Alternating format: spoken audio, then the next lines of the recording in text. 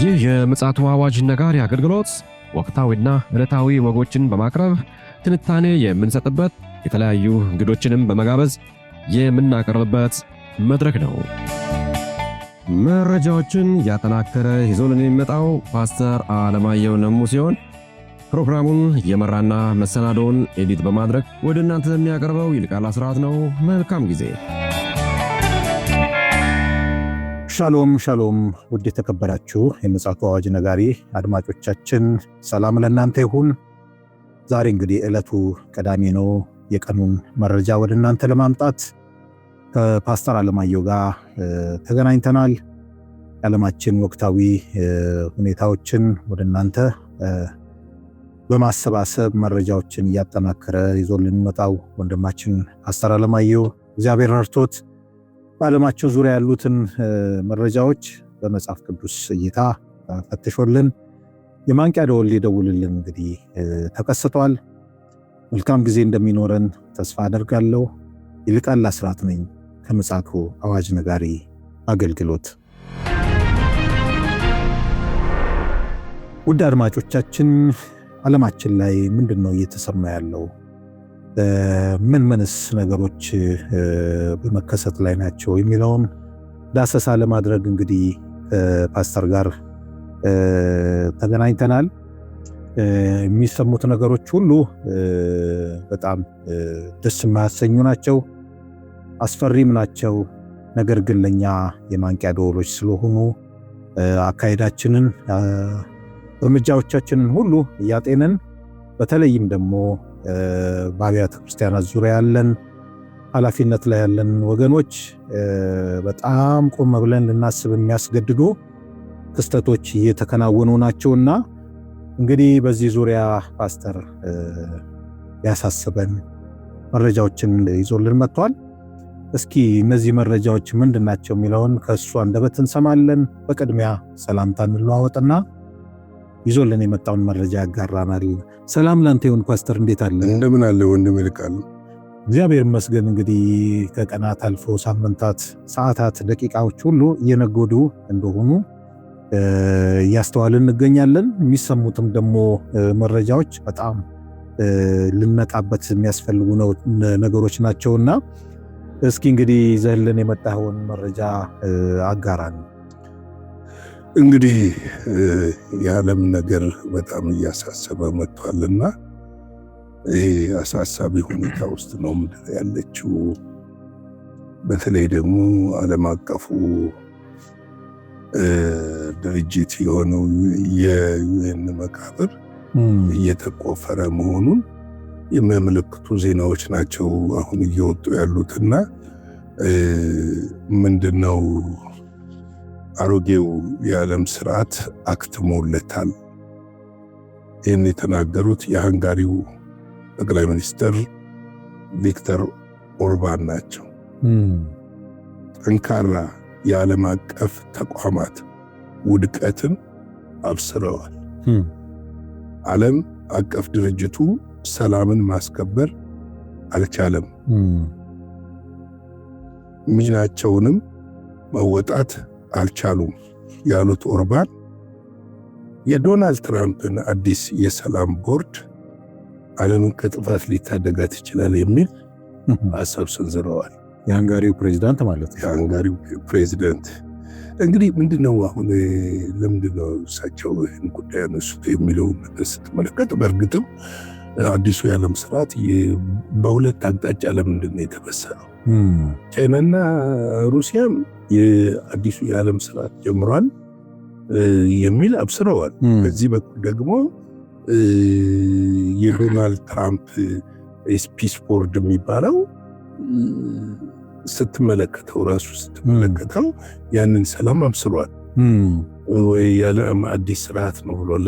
የተባበሩት መንግስታት ድርጅት ዶናልድ ትራምፕ ሲናገሩ ያከተመለት ድርጅት ነው፣ የወደቀ ድርጅት ነው፣ ከዚህ በኋላ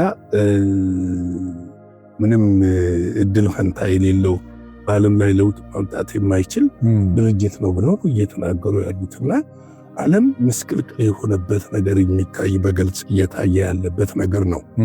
እንግዲህ ኦርባን የዶናልድ ትራምፕ አዲሱ የሰላም ቦርድ ዓለምን ከጥፋት ለማዳን ብቸኛው እና ትክክለኛው መንገድ ነው ያሉበት ትልቁ ምክንያት ምንድን ነው? እዛ ውስጥ ያሉ ሰዎች እነማን ናቸው? በእርግጥ አረቦቹ ከዶናልድ ትራምፕ ጋር ትብብር እያደረጉ ነው በዚህ ፒስ ቦርድ በሚለው ውስጥ አሉ። ይሁን እንጂ ሩሲያም ዳርዳር እያለች ይመስላል። ይሁን እንጂ ከሱ ውጪ ደግሞ ከነዚህ ውጪ ደግሞ ከአረቦቹ ውጪ ራሳቸው አረቦቹ ደግሞ በኢራን ላይ ሊወሰድ ስለሚፈለገው እርምጃ እንትኖች በተቃርኖ አይደል ናቸው።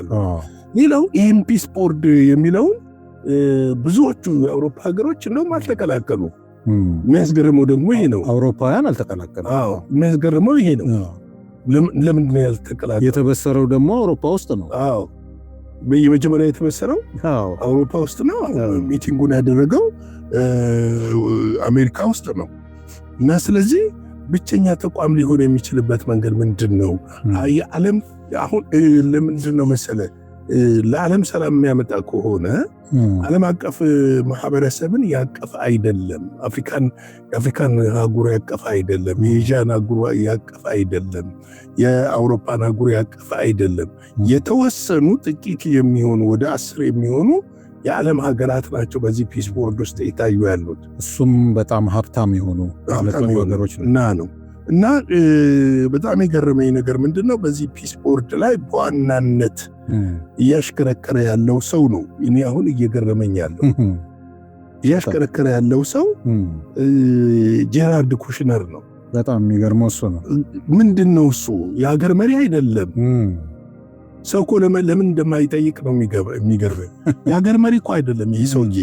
የሀገር መሪ አይደለም፣ ሚኒስተር አይደለም፣ በህዝብ የተመረጠ አይደለም፣ ሾማ አይደለም፣ ሴናተርም አይደለም። ለምንድነው ፊገር ሆኖ አሁንስ የወጣው? ለምሳሌ ስብሰባው ሲያልቅ በዋናነት እንደ ስራ አስፈጻሚ አድርገው እንትን ያሉት አሳይን ያደረጉት እሱን ነው። ከምን አንጻር ነው? የሚገርም ነው።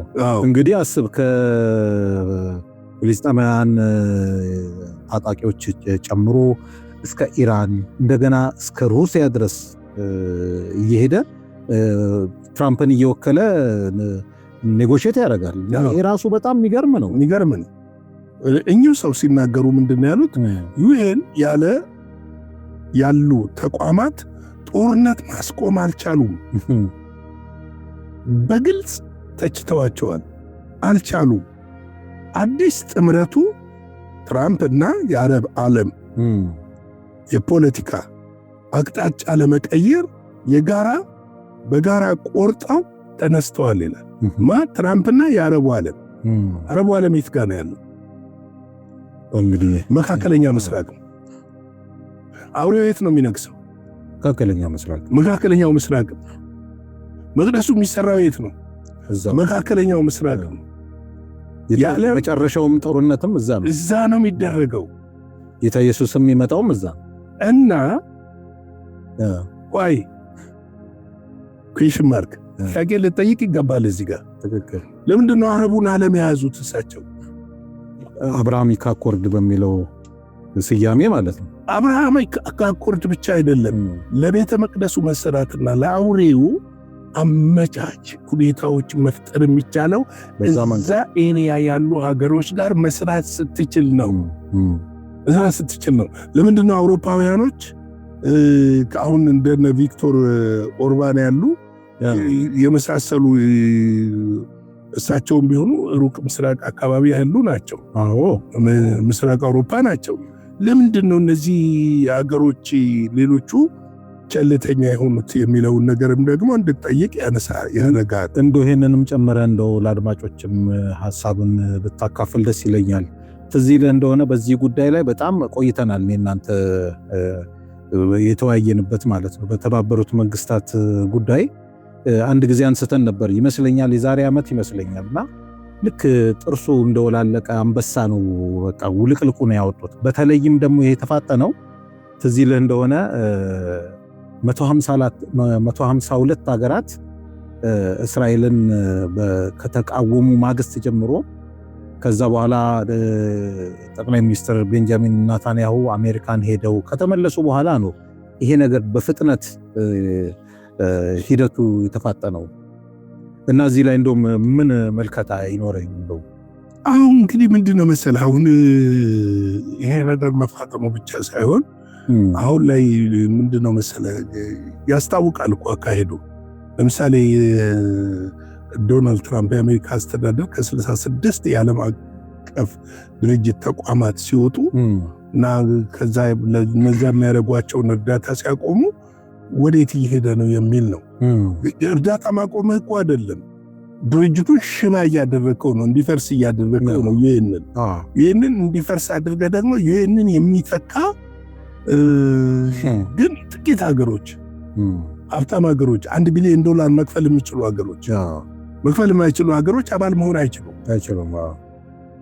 ስለዚህ ለህልውናቸው ሲል እንግዲህ መካተታቸው አይቀርም ወደፊት። ሊካተቱም ይችላሉ፣ ላይካተቱም ይችላሉ። በዛ ጽንፍ ደግሞ ብሪክስ ማሰብ አለብን። ለምሳሌ ቻይና እና ሩሲያ አዲስ የዓለም ስርዓትን እንመሰረታለን ብለው በዛ ጽንፍ እየሄዱ ነው። የቻይና እና የሩሲያ አዲስ የዓለም ስርዓት ደግሞ አንቲ አሜሪካ ነው። አንተ የአሜሪካ ለምሳሌ እሳቸው እኮ ለቻይናም ለሩሲያም ጥሪ አቅርበዋል። እያጤነው ነው ብለው ነው የዘጉት። እና በአመዛኙ ግን የዓለም ሀገራት ወዴት የሚያመዝኑ ይመስላል በአንተ ግምት? እሱ አይለየለትም። አሁን እዚህ ጋር ልትገምት የምችለው አይደለም። ለምንድን ነው መሰለህ? አንደኛ መተዳደሪያው ደንቡ ላይ ያለው የቦርዱ ሊቀመንበር የዘላለም ነው፣ ዶናልድ ትራምፕ ነው። የአሜሪካ ፕሬዚዳንት ሆኑ አልሆኑም ምንድን ነው ይሄ? እንደው ዘላለማዊ ይሆናሉ ወይ ነው ጥያቄው እኮ። ሊሆን የማይችል ጉዳይ እኮ ነው።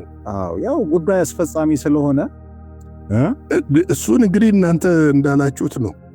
ሌላው አሁን ላይ በኢራን እና በአሜሪካ መካከል ባለው ጉዳይ ላይ ከፍተኛ የሆነ ተቃውሞ እየገጠማቸው ነው ያሉት ዶናልድ ትራምፕ። በተለይም ደግሞ ተቃውሞ ከአውሮፓውያን መሆኑ ደግሞ ዓለምን እያስገረመ ነው ያለው።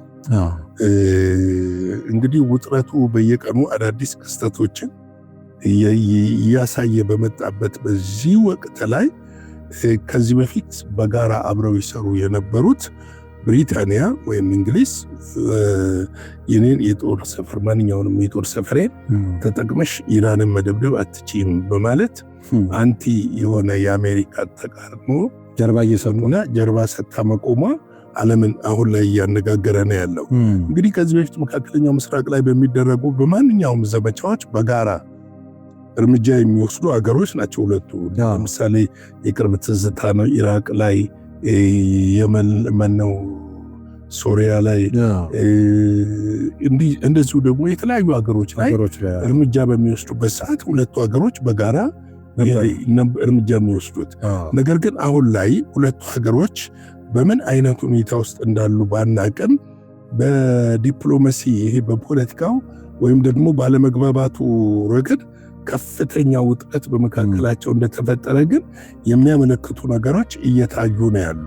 ስለዚህ ነው ብሪታንያ ማንኛውንም የራሷን የጦር ሰፈሮች የትም ያሉትን እኮ ነው አሁን ብሪታንያ ውስጥ ያሉትን ብቻ ሳይሆን አረብ ሀገር ያላትን የጦር ቤዞችን ሁሉ ለአሜሪካ እንዳትጠቀም ከልክላለች። እንግዲህ ይሄ ሁኔታ ምናልባትም የዓለምን ስርዓት ቪክቶር ኦርባን እንዳሉት ባይሆንም ወደ 3 ጎራ የመከፋፈል ነገር ነው የሚታየው። ወደ 3 ጎራ ሊገባ አይችልም። ግን ምንድነው አሁን አውሮፓውያን የራሳቸውን መንገድ ያው በቃ አውሬውን ያመጣዋል። ይሄ የመበታተን ሁኔታ አውሮፓ ራሱ በብዙ መከፋፈሉ ዶናልድ ትራምፕ አረቡን ዓለም ይዘው የተወሰኑ ሀገሮችን ይዘው እንደዚህ አይነት ነገር ማንቀሳቀሳቸው ምናልባትም በብዙ መንገድ መለያየትን ሊያመጣ ይችላል። መለያየቶችን ሊያመጣ ይችላል። ይሄ ደግሞ ለአውሬው መንገስ በጣም ምቹ ሁኔታዎችን ሊፈጥር ይችላል። እውነት ነው። ምቹ ሁኔታዎችን ሊፈጥር ይችላል። የማይቀር ጉዳይ ነው ለማለት ፈልጌ ነው። እንግዲህ ዓለማችን በእንደዚህ መልኩ እየተተራመሰች ነው ያለችው። ነገሩ እየፈጠነ ነው፣ ሰዓቱ እየፈጠነ ነው፣ ዙሩ እየፈጠነ ነው፣ እየከረረ ነው የመጣው። ባይዘው ዙሩ እየከረረ ነው የመጣውና ነገሮች አንድን ንጋት ድንገት አንድ ነገር ሆኖ ታያለ። ምናልባትም እኛ ምድር ላይ ላንሆን እንችላለን። አሁን እየተሄደበት ያለው ነገርና ለአውሬው መንግስት ለጨለማው መንግስት ዓለምን ለማመቻቸት እየተሄደበት ያለ ርቀት ቀላል የሚባል ርቀት አይደለም። ስለዚህ ነው መንቃት አለብን፣ ኮሽስ መሆን አለብን። እኛ ድርሻችን ምንድነው በምድር ላይ የሚለውን ማሰብ አለብን የምንለው ለዚህ ነውና ጌታ ሰላም ጸጋ ከሁላችን ጋር ይሁን። ይሻለው እግዚአብሔር አብስቶ ይባርክ። ፓስተር እውነት ነው እንግዲህ እንቅልፍ የምንነቃበት የምንነሳበት ሰዓት ቢኖር ይሄኛው ዘመንና ወቅት በሰዓታትም እንኳን ልንወስነው እንችላለን። በጣም በጣም በጣም አሳሳቢ ጊዜ ላይ ነው ያለነው። አድማጮች እንግዲህ እኛን የምታዳምጡ ወገኖች በዚህ አቅጣጫ ላይ ምን ያህል ግንዛቤ እንዳላችሁ ባንረዳም አብዛኞቻችሁ ግን ከምትሰጡን አስተያየት ተነስተን መረዳታችሁ ሰፊ እንደሆነ እንደተጠቀማችሁ ተረድተናል። ነገር ግን ምንድነው ከዚህ በላይ እጅግ ዝግጅት የሚፈልግ መንቃት የሚፈልግ በተለይ ደግሞ በተቋማት በአብያተ ክርስቲያናት ህብረት አካባቢ ያለው ቸልተኝነትና እንቅልፍ ላይ መሆን በጣም በጣም አሳሳቢ ሆኖ በእኛ ግምገማ አግኝተነዋል። ነገር ግን ያው እኛ በየጊዜው መረጃ ከመስጠት አልተቆጠብንም። ቢሆንም እንደው ይህን ነገር ቦታ ሰጣችሁ አባላቶቻችሁን ምዕመኖቻችሁን የማንቃት ስራ ላይ ብትሰማሩ በጣም በጣም እጅግ ደስ ይለናል። ይህን ደግሞ እንድታደርጉ የእግዚአብሔር መንፈስ እንዲረዳችሁ ምኞታችን ነው፣ እንጸልያለንም። እንግዲህ ይህንን መረጃና አደራ ወደ እናንተ ለማስተላለፍ ፈልገናል። የዛሬው እንግዲህ የቀኑ መረጃችን ይህንን ይመስላል።